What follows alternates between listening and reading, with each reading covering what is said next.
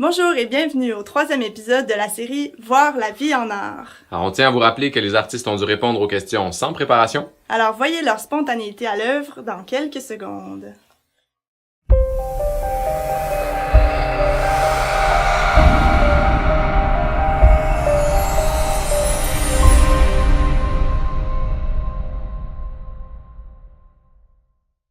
Comment évaluer la qualité d'une œuvre artistique? Qu'est-ce qui fait la qualité dans une œuvre artistique? Si ça touche le monde. Qu'elle touche les gens. Comment qu'on va les toucher, le public? C'est que ça me touche et que ça me rejoint.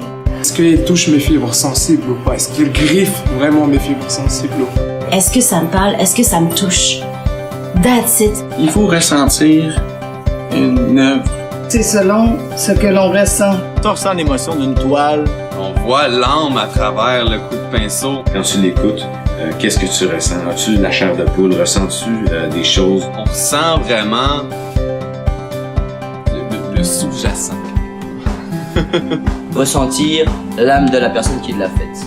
Si un partage de quelque chose qui se passe entre l'œuvre et celui qui la regarde. Déjà, la qualité d'une œuvre, c'est quand elle peut faire réagir.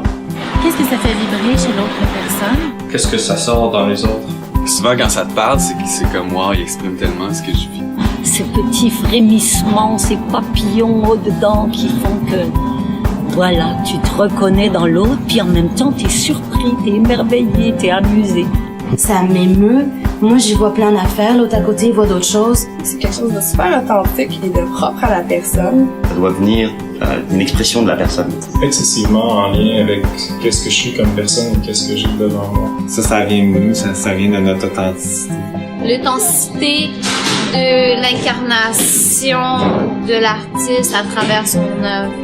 L'authenticité d'une œuvre fait vraiment sa qualité. La sincérité de l'œuvre. Des fois, les gens, ils créent pour vendre.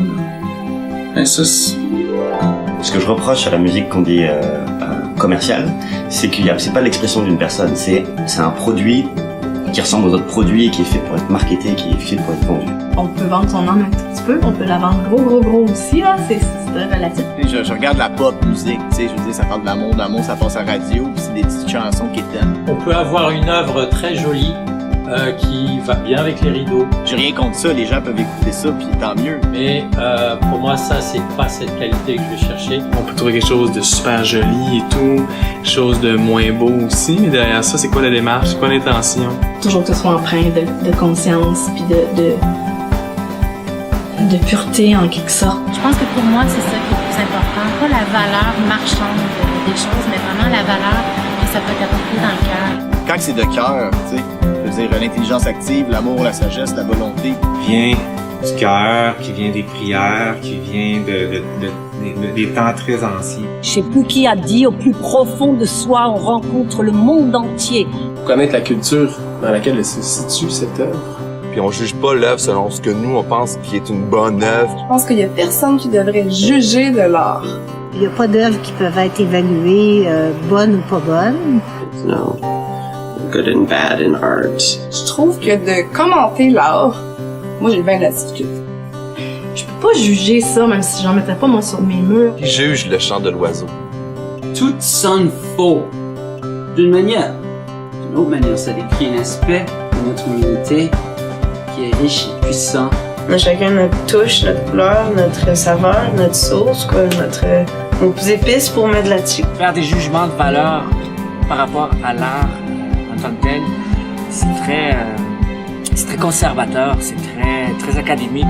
Je pense que les gens, à la place d'évaluer sur une échelle de 1 à 10, devraient simplement donner observateur, puis c'est très nudiste. C'est sûr que il y a des lois dans chaque art. Il peut y avoir un jugement de qualité technique, d'éléments visuels, tout ça. Je peux comme voir une œuvre qui est techniquement superbe, mais où la personne n'a pas utilisé son âme, c'est trivial. Un petit cul que le soleil dans les yeux, je trouve que c'est plus impressionnant de voir ça que de voir un maître exécuter un truc à la perfection, mais tu sens qu'il est blasé. Est-ce que c'est robotique ou est-ce que c'est vraiment comme tu le ressens dans toutes les cellules de ton corps? Moi, ce qui m'impressionne, c'est de voir quelqu'un qui est là à 100%. À quel point il les deux temps. Pour un bon artiste, c'est la question de faire le meilleur, d'aller plus loin. Je trouve que la musique, c'est un peu comme une recette de cuisine. C'est-à-dire qu'il y a différents ingrédients qui doivent être en harmonie ensemble. Est-ce que les textures sont harmonisées? Est-ce que les contrastes sont harmonisés? Tout est dans l'harmonie. Je pense que c'est le mot principal qui définit la qualité d'une œuvre d'art.